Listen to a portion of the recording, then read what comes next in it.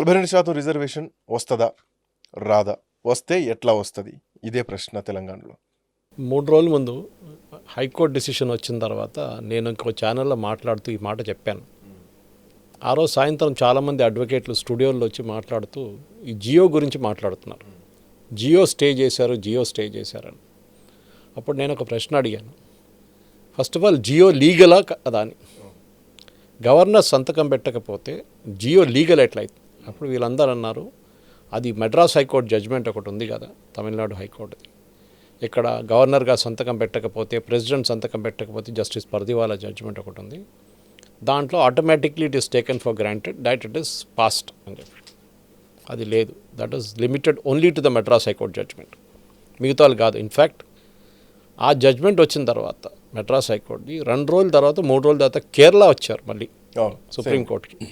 వాళ్ళు ఏం చెప్పారు, పాత ఆరిఫ్ మొహమ్మద్ ఖాన్ గారు ఉన్నప్పుడు సంతకం పెట్టలేదు, ఇప్పుడు వచ్చిన గవర్నర్ ఆచ్రేకర్ ఆయన కూడా సంతకం పెట్టట్లేదు, సో మాది 5-6 బిల్స్ పడి ఉన్నాయి, మేము కూడా అదే చేసుకుంటాం, పాస్ట్ అని చెప్పేసి మేము జియో ఇష్యూ చేసుకుంటాం అంటే సుప్రీంకోర్టు అన్నారు, సారీ, ఆల్రెడీ అది డిస్ప్యూట్లో ఉంది, ప్రెసిడెన్షియల్ రెఫరెన్స్ వచ్చింది మాకు, ప్రెసిడెంట్ అడుగుతున్నారు నన్ను ఎట్లా ఆర్డర్ చేస్తారు మీరు, మన కాన్స్టిట్యూషన్లో ఎక్కడుంది చెప్పండి అని ప్రెసిడెంట్ అడిగారు.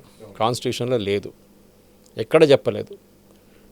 టైం, డీసెంట్ టైం, ఒక రీజనబుల్ టైం అంతే.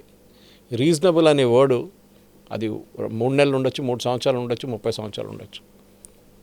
ఫర్ ఎగ్జాంపుల్, ఇప్పుడు ఈ చట్టంలో రేవంత్ రెడ్డి గారు తీసుకొచ్చిన చట్టంలో గవర్నర్ సంతకం ఎందుకు పెట్టాలని చెప్పండి. గవర్నర్ పెట్టడానికి వెళ్తున్నప్పుడు గవర్నర్ లీగల్ ఒపీనియన్ అడుగుతారు.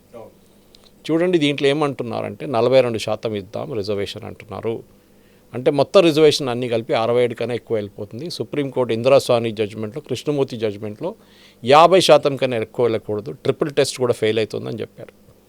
అప్పుడు నేను సంతకం ఎందుకు పెట్టాలని గవర్నర్ గారు అడిగి ఉంటారు. సరే ప్రెసిడెంట్కి పంపిస్తామని చెప్పి ప్రెసిడెంట్కి పంపించారు, ప్రెసిడెంట్ పక్కన పెట్టేశారు దాన్ని. It's illegal law. సో నేను అదే మళ్ళీ రిపీట్ చేస్తున్నాను, నేను చెప్పింది 4 రోజుల ముందు. అప్పుడు అందరూ చాలామంది అడిగారు, అండ్ రేవంత్ రెడ్డికి తెలియదా, అభిషేక్ మను సింఘ్వికి తెలియదా అని.